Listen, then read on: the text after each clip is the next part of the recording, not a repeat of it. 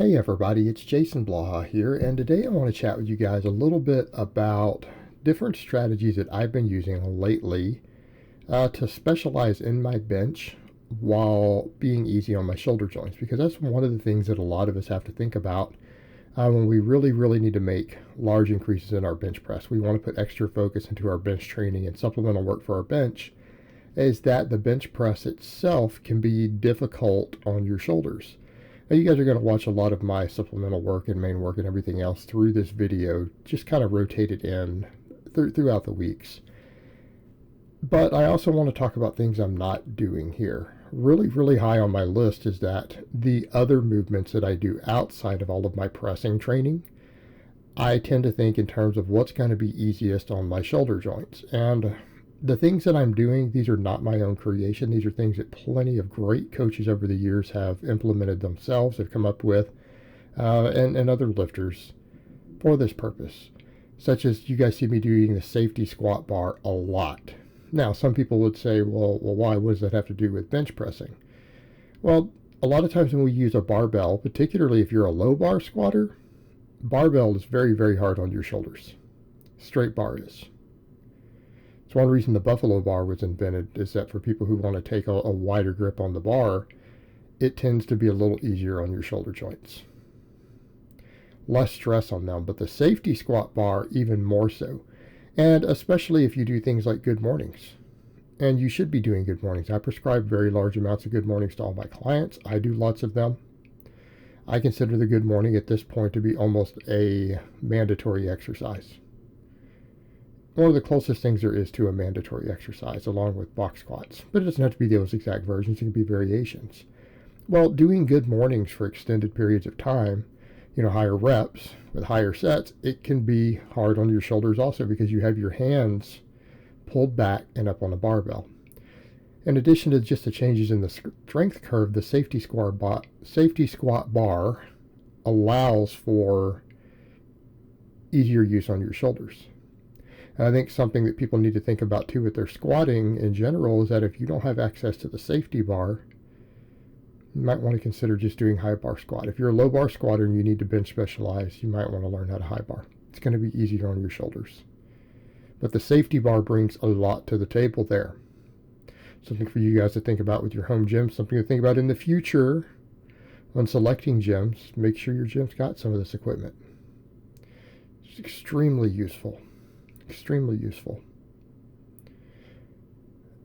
In addition to the fact that I do large amounts of face pulls with bands. Okay, so we do a lot of shoulder health work. Instead of doing other movements and laterals and my upright rows and other stuff that I might normally be doing, I'm using banded face pulls for most of my rear and side delt work.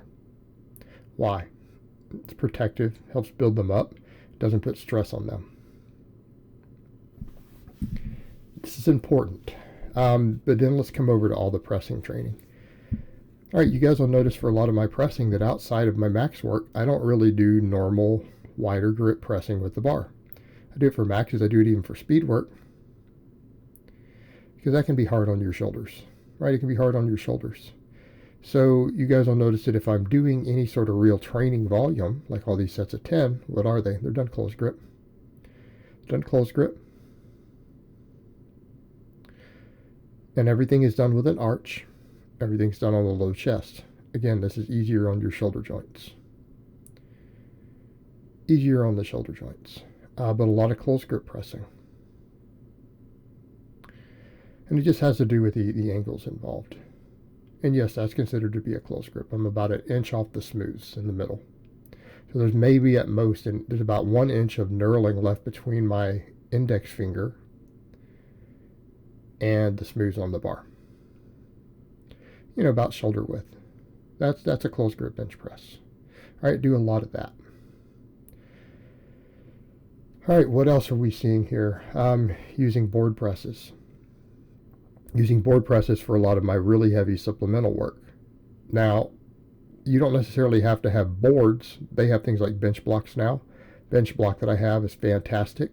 Relatively inexpensive, at least in America. In other countries, I've noticed, again, trying to help clients look for things, it can be expensive. But in some other countries, I know when I was in the UK, they had a set of boards that you could strap to your chest that they had actually purchased it at a gym I had been at for a little while. They have a set there. So you have different blocks that you can strap to your chest. You can board press, obviously in a safety rack without having someone hold boards in place. Why? We can limit the range of motion. It allows us to work on a little more of the lockout, do more volume there, but without stretching all the way down at the bottom and putting stress on the shoulders. Okay. This allows for supplemental work that's very easy on your shoulder joint, lets you get very, very heavy through certain parts of the range of motion. It has different merits to it, and I'm not saying it's the best tool for everyone for every purpose, but if you have, again, some minor shoulder inflammation, it's a good idea. In fact, there are power lifters who, again, have had a history of some shoulder issues who want to keep benching, who do all their training with boards. They may not go to the taller board like that, but they'll do a one board. And you'll see some people out there occasionally recommend, oh yeah, stopping short of your chest a few inches, a couple inches, or as they'll call it, stopping at 90 degrees. But you shouldn't do that with a barbell and nothing between you. That doesn't work. Those people really, I have no clue where they're getting their information. That in the long term is dangerous, which I've discussed before in the past. Their ideas might be sound in certain cases, and it is, but the application of how to do it shows that they don't really hang around the strength world, because the board press has been used for decades for that exact purpose, to control the exact range of motion, to give you a soft touch so that we still replicate everything that we get on a bench press, while simply reducing the range of motion to a level that might be easy on your shoulder joints or safe for your shoulders if you have a history there, or you have a really shallow chest and long arms. Right? Because even in my case, look at me with just the pinkies on the rings grip. With a 4 board, it barely cuts my range of motion in half. It's still a half rep. So you have longer arms, there can be bigger problems. But this allows for a lot more pressing work to be done, particularly for the top half or top 2/3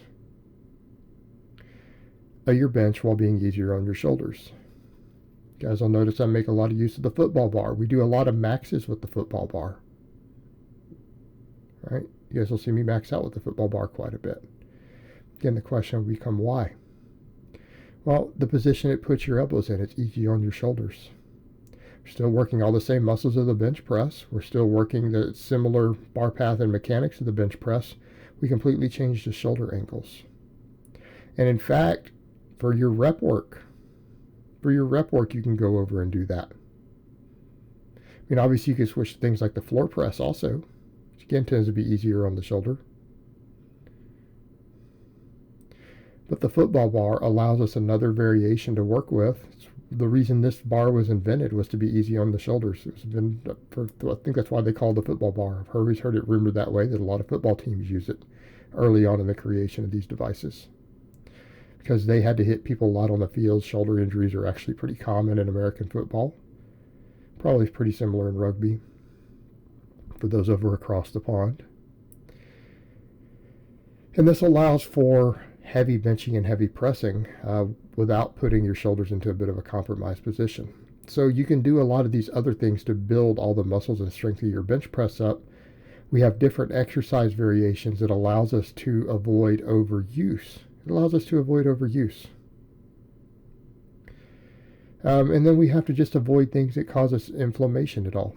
I've noticed for me, even though I used to do tons of chin-ups, prescribed chin-ups, pull-ups, I noticed it really bad when I went through my phase of doing 100 chins every day. It starts to get hard on your shoulders. Too much overhead pressing can be hard on your shoulders. Okay? I don't do any of these things anymore.